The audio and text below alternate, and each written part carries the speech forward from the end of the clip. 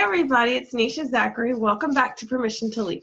Today we have with us Mariana Calleja. Mariana is a writer and a doctor who specializes in pain management. She teaches healthy habits that stick and talks about unspoken fears like taboos and more, and how they take a toll on the body, all for the sake of better living. Health as a whole is wholeness with the body and the mind. Awareness and mindset are the key to everything. Mariana has her own company. It's a health and wellness company, unleashing a worldwide movement for better living through healthy habits, awareness, and mindset. Hi, Mariana. How are you today? Hi, so great. Thank you for having me. This is awesome. Thanks. So can you tell us a little bit about your story? Yeah, well, thanks for the introduction. So as everyone just heard, I am Mariana, and I am a doctor. I'm from Costa Rica, and I've been living abroad in different countries since 2010, and I've been, working around a few bits and studying, doing my degrees. I am a pain management specialist, but I'm also a writer. And I've decided a little while back to leave, the system, to ditch the system and work on my own thing. And I guess that's what is having us here talking today. And it's been great so far. But yeah, and I'm really just working online these days, but also offline. I sometimes can do workshops or corporate work. It depends. And yeah, a little bit of everything, but really just helping people move forward a lot. Okay, so let me ask you this. What exactly is your business? So I am a doctor, an online doctor. I want to call myself an online doctor, but I also do offline work, right? So my work has a lot to do with anything that is prevention, right? So health to me is something about the mind and also the body. It's not just the physical body or the physical pain. Like every time someone goes to a doctor, and probably everyone can relate, it's because you have something that is hurting you, annoying you, your knee, a pain, something that you maybe you fell down, something that's the one thing that always makes people go to a doctor is because they are in pain of some kind. Right. As a pain management specialist and practicing this through many years, I realized that the pain is beyond that, just the physical thing. So that's why I've been, doing all this that is health prevention, and making people, or allowing people to understand this as a different thing, like reassessing the way we know health and the way we interact with our own doctors. So it's like changing the way we think of doctors, because there has to be this other person and maybe they helps you prevent, and instead of running after health to tell it to stay with me, we should actually keep health always with us, right? It should be something that we it's something we own. So that's what I do. It sounds complex and that, but it's very simple. It's just learning. I want to teach people how not to go to the doctor. They can learn the very basics of your body, of your mind, of your thoughts, of everything, because it all has an impact in each other. And that way people can take control of their own body to do anything they want. Exactly. I like that you said that. I find it interesting that you are a pain management specialist. So you are a doctor that actually works with this, but you want to prevent people from going to the doctor. And it seems kind of counterintuitive that you want to prevent people from coming to see you. But I like that you gave yourself permission to think about it differently and, be able to provide different options, like you said, to prevent people from going in the first place. So I think that's really cool. So what is your definition of permission? Well, permission to me, it's, I think it's simply something you really choose on your own. It's something you allow yourself. It's not something, permission is you making a choice of doing something that you want, or that you really, even if you're scared to death, but it's something you give yourself. It's not something you have to wait for someone to give it to you. Permission is like, it's very abstract, actually. It's difficult to say, right? But permission is just moving forward, I think. Yeah, I like that. So how does that relate to what it is that you're trying to help people with? Like, how do they, by coming to see you, like, online as opposed to going to see a doctor, how does that help them gain permission or give themselves permission? Yeah. Okay. This is where I get super deep with people most of the times, because you see, pain, as I was saying before, is I've realized. I mean, I've been working with as a doctor and in pain over a decade, and with adults and elderly people, like really sick old people as well. I realized that pain is usually something more emotional. It has a root, emotionally speaking, right? Like the emotional root is what makes us have physical pain. So I learned that talking through all these things and digging in and going into the places that people don't even know they have inside, and layers and layers and layers of things. So my work, or what I try to do that makes this relate to this permission thing, is allowing yourself to, or becoming aware that you need to heal those things that are hurting inside, that are not physical in the first place, but they become physical after a while. And by healing those little pains, you will realize what is holding you back. Okay. So it's basically, permission starts with awareness. So once you're aware, then you can give yourself permission to move forward. Absolutely. Yeah. Awareness in everything. Actually, awareness is not just for health, right? It's for everything. But you have to become aware first of what you're doing wrong so you can understand what you need to fix, right? Right. I like that. So how does what you're doing, the health part, how is it that the pain that's inside manifests itself on the outside? All sorts of ways, but the most common are anxiety, are depression, are relationship issues, are miscommunication, colitis, gastritis, reflux, joint pain many times, back pain, headaches, migraines. Wow. So all sorts of you're holding. Yeah, because all of these things, when you have an infection, you don't know you might have an infection, but you have fever, and the fever is a reaction that the body is telling you there's something going on. So The same with this, everything that is physical that the body is manifesting is because there's something else. Most of the times, of course, there are genetics and there are things that happen, but in most cases, even with someone having a diagnosis of cancer or chronic pain or chronic diseases that are diagnosed, in most of the times these patients have troubles, like really, really deep troubles from the past or current, or relationships, or there's always something. And that's my experience, like my biggest findings all the time. Okay, so what are some common myths and misconceptions that you hear? Let's see. Well, that you go to the doctor when you're in pain, or maybe that's not the misconception. That's what happens in reality, and to me that's the problem, right? So that's one thing. Let's see. That's a tricky question, because people are usually very, very convinced that there's something wrong with them and their body. And that's the mistake. That's the myth. It's not that there's something wrong. It's what's happening is that there is something that hasn't been resolved. Oh, I like that. Okay. So you like talking about taboo subjects. So Yes. Why are you so deeply passionate about talking about these subjects? Okay. Tell us what some of them are. Yeah. Well, yeah, when I say taboos, I really mean, sexuality is a big one, a really big one for me, and I think for everyone. The same as the relationship thing.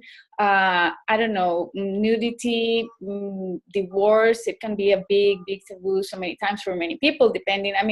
So many things that are even attached to religious beliefs, social circle, embracing judgments. So to me, taboos are all the things that you fear to talk about because you fear of being judged. And I am super passionate about that because I have my own experience. I think we all have, in one way or another, our own experience. In my case, it was sexual. I had a very, very long story of sexual pain. I wasn't raped or anything like that. It was not the case, thankfully, but I used to have pain every time I tried and have sex with my ex-husband and my relationships. And that really, I mean, that I'm right now I'm 34 years old, and I was able to resolve this issue 4 years ago. And that was really huge, because that was when I was able to understand everything that happened before that, everything that I was always struggling with, that I didn't talk about, even as a teenager, even before having sex for the first time ever.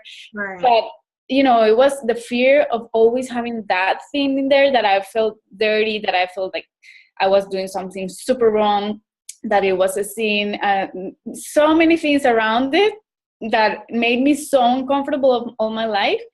And every time I keep helping people with topics of, you know, the other day I had this person coming to me because she had a problem with a business partner. And while digging, it turned out that it was something super different. We ended up talking about sex and her sexuality, not just sex, the act of sex. So it's like that. It's so many things, and I'm really about the sexuality side of things. But taboos is everything that you fear, that it's deep inside you, that you fear the judgment, and that is holding you back for sure. And in my experience, it held me back for 30 years, and that's so way too much. Exactly. Wow. Okay, so in talking about all of this, what was your pivot point, the moment that you knew that you had to change something, as far as either talking about the taboos and speaking up, or the way you do business? What was that one point that, you know, changed everything and you had to go for it or just give up? Well, I think it was a process, and there's probably not just one pivot point, but maybe the biggest ones had to do with this topic that I just mentioned, my vaginal surgery. That would be my pivot. It changed everything that I used to believe, what I thought about certain things, even things that I questioned about the way I was brought up, or, you know, just actually it made me think, and be aware that I could choose to think something different from what I was taught if it made me feel more comfortable. And from there, it was a process onwards. It wasn't, you know, like I was suddenly operated and I woke up from anesthesia like, I'm changed. No. But the next 6 months after that, boom, seriously, boom. Wow. So what was the first step that you took after you had that and, you know, came out of it? Okay. I had lots of clarity of where I was in my life at that exact moment, the things that I was doing, the relationship that I was in. It wasn't working. My job was steady, but it wasn't really allowing me to do something else. And I realized after having that clarity that I had to take a couple of decisions. So I took them. It took me a while, like at least 2 or 3 months to, you know, think about it and really be comfortable of the idea of taking that decision and, you know, saying to myself, like, Mariana, seriously, is this it? Are you seriously taking this decision? Because it was super scary. But then I just knew. I really knew that where I was and the things that were surrounding me were not where I was supposed to be. They were sinking me. They were dragging me down. Oh, wow. So it was, as I said, like all of this happened in 2013, basically. And 2014 was my best year ever in life. And ever since, really from there onwards, there was all this process, but I just knew back then, after the clarity moment, after a few months of another big decision. So it's like this sequence of things, right? But they move you closer and closer. Okay. Okay, so what was the most life-changing experience as a doctor and as a human being that allowed you to understand your pain points, your truth, and finally your path? Okay. Well, let's see. As a doctor and as a human being, there are two things that have really marked or impressed me, like left me mind blown. as a doctor, probably the first time that I saw a birth, like I was able to attend a birth and I see a baby coming out. Right. I remember that still today. I was still a med student, and I cried. I wanted to cry, and I cried in the. It was a complete stranger to me. I was just being a student learning, and it was the first time I saw birth, and that it makes you feel so tiny and big at the same time. And I was just overwhelmed in wow. And interestingly enough, I think that the other thing that made me realize all of that, what I'm doing right now, about the pain, about how are we, our human behavior, how do we react, the way we relate to people, is when I was with someone, an old patient of mine, like a couple years ago, and they passed away when I was with her, and it was just me and her. So it was actually, that's interesting because it was like the beginning of life and the end of life. Wow. And those two moments, they changed me completely. And yeah, they made me think, like, we are in this period of time, in this time period, Right.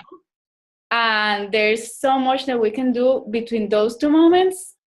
And yeah, I'm realizing it just now as we speak. But seriously, it's those That's two amazing. pieces, they were incredible and changed everything. Like, we need to do more and just enjoy it and just do what we want to do, because there is no time to lose, because it's so precious. Right.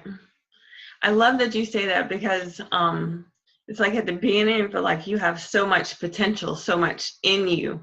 And when you get to the end of your life, it's like, did I fulfill everything that I was supposed to do while I was here? Yeah. And I think very often people don't give themselves enough time to stop and think and become aware, like you said earlier, of what could be. They just exist. So that the fact that those two moments were the ones that you had really were profound for you, I think that's awesome. Yeah. It's just, actually, I'm thinking about it, and the more I think, and I'm humbled and impressed, like, seriously. Yeah. That's amazing. Okay, so let's see. What was holding you back from living your dream? Judgment. Fear of judgment, I think. Why? Because in my case, there was nothing wrong. I mean, I'm in a super loving family. My parents have loved me to bits, and they raised me to the best they always have. But there was always this thing surrounding your education and things that you were supposed to do. As in, you have to study, you have to get married, you have to have kids, and you have to buy a house, and then have a car, and then work, and then, so that line of things, I followed it because I did, and then I realized it wasn't for me when I was 30 or so. I mean, I did everything. I'm super happy with my choices. I love my medical career. I love all the doors that it has opened to me. But I remember feeling, I mean, when I was studying medicine, I 3 times I wanted to drop it because I was super depressed, and I was just like, or, other times, or even when I was about to get married back then, I was like, oh, I cannot do this. The ideas that I had in mind to go to live in a different country, to travel, to do something different. Back then, I just didn't know I was creative, or that I have the ability to be very creative and to do all these things, or to do things on my own way. Right. I just didn't know, I just didn't think I had it. Right. Because it was this thing I had to follow. And thinking outside of that box was way too much of a commitment for me, because I felt like I owed my parents, like I owed them from paying my education for, I was super covered all the time, and it was great. But I feared all the time, because I felt like I owed them. So I had to do what you were supposed to do. So how did you get past that feeling of owing somebody? Because I know that there are a lot of people that feel like, okay, my parents did all of this and they expect me to do this. And if I don't follow what they expect me to do, then what will happen? like so that rejection on top of everything else. Yeah. Well, that for me has been a matter of actually talking. I remember sometimes all these things that I thought, that I felt, this guilt of owing them and all, I had that guilt inside me, but I never put it out there. I never told my parents that I felt that guilt. Never, ever. And when I started opening up about some things that I needed to heal, that they were just showing up and pressing, pushing you into just, I remember telling them this in different moments, just in conversations, and I was in tears, crying, but I was super scared of saying that. And wow. And it turned out that they were like, no, like they wanted the best for me, like really, really the best for me. But it took me to overcome the fear and tell them what I was feeling. Okay, so you had to open up and just be completely. Yeah, that's why communication to me is the key to everything. Wow, that's so true. That's so true. So what's the best advice that you've ever received? The best advice. Oof. I couldn't say one specific. Let's see, the best advice. I mean, you keep listening, follow your dream, follow your God. I guess it has been like, in a way that, I mean, it sounds cliche sometimes, and we are like, yeah, follow your God, but how do you do that? I think it has been just tune in, like, spend time with yourself. Yeah. Think, disconnect if you need to. Every time I've been the most troubled, even when I didn't know, I would feel calmer after just, switching everything out. And whether it was at the park or having a bath or going on a 1-month trip on my own, which I did and was also a few times, and it was the best ever. Going into yourself in whatever way possible, because sometimes people, I know I don't have kids, but I know many times moms and parents, they feel like, how do I do that? But even if it's tiny little moments throughout the day, you need that time to be quiet and still. And I think that's the best advice ever. And sometimes I still keep doing, and I know it tunes me in and it allows me to take care. And Right. I think that's the hard part, especially in this day when we have all this technology. Yeah. Everybody's so connected that you forget to disconnect. Yeah. Take that time to get to know yourself again, just for even a few minutes, like you said, just a few minutes a day. Yeah. There is something that happened the other day, and it was super funny. So I'm going to tell it quickly, because my laptop's charger suddenly died. And I was like, what? And I didn't have any charge and it wasn't working. I tried and tried. I freaked out so much. I freaked out because I needed it, and it was so expensive. And right now I thought, I can't. So in the end, I thought, okay, I cannot connect. What do I do? And I was super angry and super confused, and I was like, now it sounds super dumb, but it made me doubt everything that I am doing and that I am. And it wasn't just probably nonsense proportions, but it made me go into myself. And the next day I said, okay, well, I'm just gonna buy it, and I'll just go and I'll just buy it. And before going out, I tried the old one just in case, because you never know, and it worked.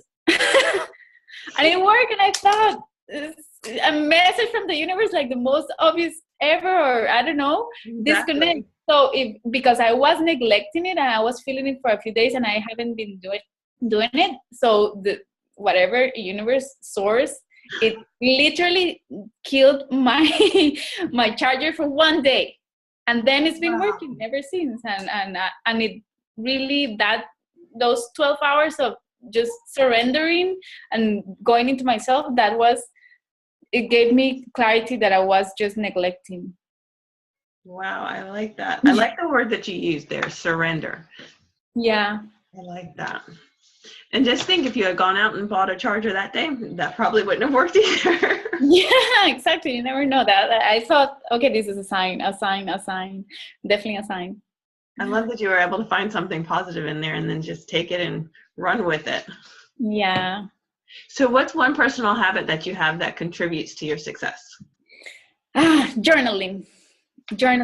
I am a writer, and to me, writing is everything. I write, I like to write things about health, about self-discovery, about habits, about everything that I've thought, right? But I also have my own little journal that is like my teenage or when I was a kid kind of journal, and I spit it out all there as it comes, the good, the bad, the ugly. It's the place that is super safe for me, that I know no one will read. So I am completely honest when I write in there, and I am completely, free of whatever fear, judgment, whatever things that you always. Right. So that sacred little place of safety and writing in that way allows me to analyze and understand so much of myself and of the things, of the people, and it heals me. It really heals me.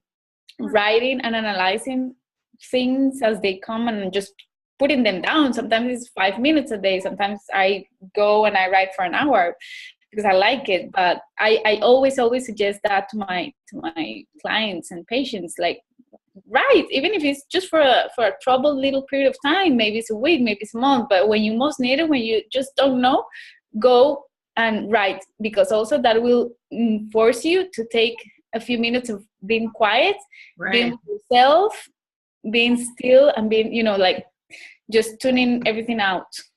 And in a way, that's what we need. So to me, it's writing, journaling. Absolutely.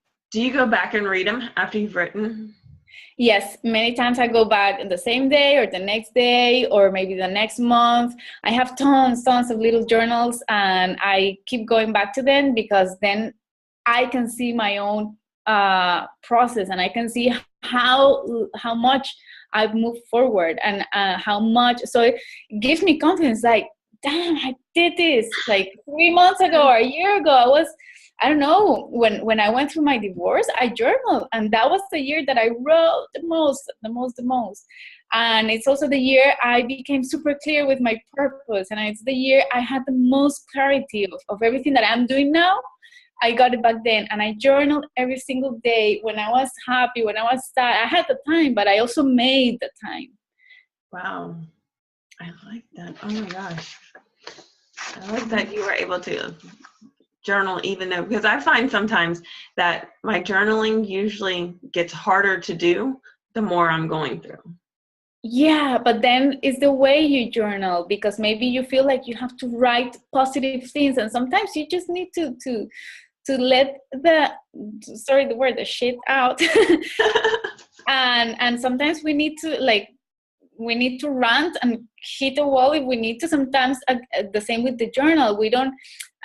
Of course we need positive affirmations and all of that, but there is this little time sometimes that we just need to write our rage down, or our sadness, and because it needs to come out. If it stays in, then you will feed more negative stuff, and then it becomes pain, and then you need to heal the pain to move forward. And then go to the doctor. So I get it. Okay, so it's all one big cycle. Like, if you just keep holding it in, it's in that pain that you're trying to help people avoid in the first place. Absolutely. Yes. Nice. Okay, so can you share one piece of parting guidance with everybody? Parting guidance. How do you mean?